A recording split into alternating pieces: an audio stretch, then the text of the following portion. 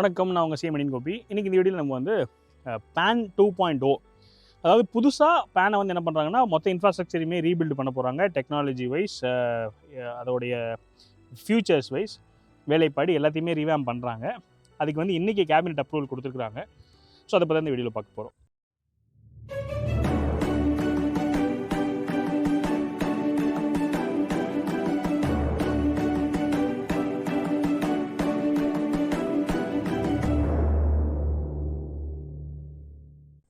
So முதல்ல என்ன பண்ணுறோன்னு சொன்னால், இப்போ எக்ஸிஸ்டிங் என்ன பழக்க வழக்கத்தில் இருக்குதுன்னு கேட்டிங்கன்னா, பேன் நம்பர் எல்லாத்துக்குமே நம்ம அப்ளை பண்ணுறோம். இண்டிவிஜுவல் தனியாக அப்ளை பண்ணுவோம், பார்ட்னர்ஷிப் தனியாக அப்ளை பண்ணுவோம், பிஸ்னஸ் தனியாக அப்ளை பண்ணுவோம். அதாவது ப்ரைவேட் லிமிடெட் கம்பெனி இந்த மாதிரி என்டிட்டிக்கெலாம் தனியாக பேன் அப்ளை பண்ணிகிட்டு இருப்போம். அதுக்கு போக இந்த பேனை பேஸ் பண்ணி நிறையா ரெஜிஸ்ட்ரேஷன் நம்ம பண்ணுவோம்.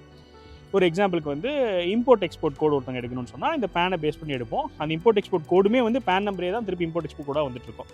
அப்போ நம்ம எல்லாத்துக்கும் தெரிஞ்சு ஜிஎஸ்டி அப்ளை பண்ணுவோம். ஜிஎஸ்டிமே என்னன்னு கேட்டிங்கன்னா, பேனை பேஸ் பண்ணி ஜிஎஸ்டி கிடைக்கும். அந்த ஜிஎஸ்டி நம்பர்லேயே பேன் நடுவில் இருக்கும்.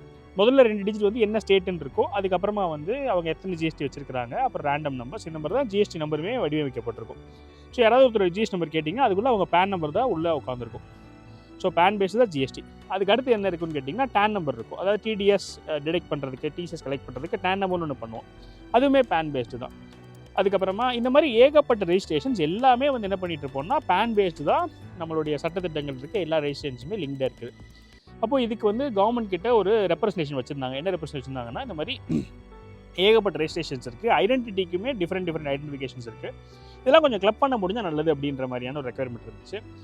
அதை எடுத்துக்கிட்டு என்ன பண்ணிட்டாங்கன்னா அப்ரூவ் பண்ணியிருக்காங்க. ஸோ இப்போது ஒரு 1453 கோடி ரூபா ஒதுக்கி எல்லா ஐடென்டிஃபிகேஷனையுமே கம்பைன் பண்ணி எல்லாத்தையுமே பேன் பேஸ்டாக கொண்டு வர போகிறாங்க. ஆஃப்லைன் இல்லாமல், அதாவது பேப்பர் பேஸ்ட் அப்ளிகேஷன்ஸ் இல்லாமல் எல்லாமே ஆன்லைன் தான், பேப்பர்லெஸ்ஸாக ஆன்லைனில் கொண்டு வந்துட்டு புதுசாக இன்ஃப்ராஸ்ட்ரக்சர் பில்டு பண்ணி கியூஆர் கோட் பேஸ்டாக வந்து பேன் 2.0 இருக்க போகுது. இப்போ எக்ஸிஸ்டிங்காக ஒரு 75 கோடிக்கு மேலே பேன் கார்டு வந்து என்ன பண்ணியிருக்காங்கன்னா இஷ்யூ பண்ணியிருக்காங்க. இப்போ நம்ம நாட்டில் 75 கோடி பேன் இருக்குது. அப்போ 75 கோடி பேனில் வந்து 98% இண்டிவிஜுவல்ஸ் தான். அப்போ அவ்வளோ பேர் பேன் வாங்கியிருக்காங்க. அஃப்கோர்ஸ் நிறைய பேர் வந்து மல்டிபிள் பேன்ஸ் எடுத்துப்பாங்க, தெரியாமல், விவரம் இல்லாமல்.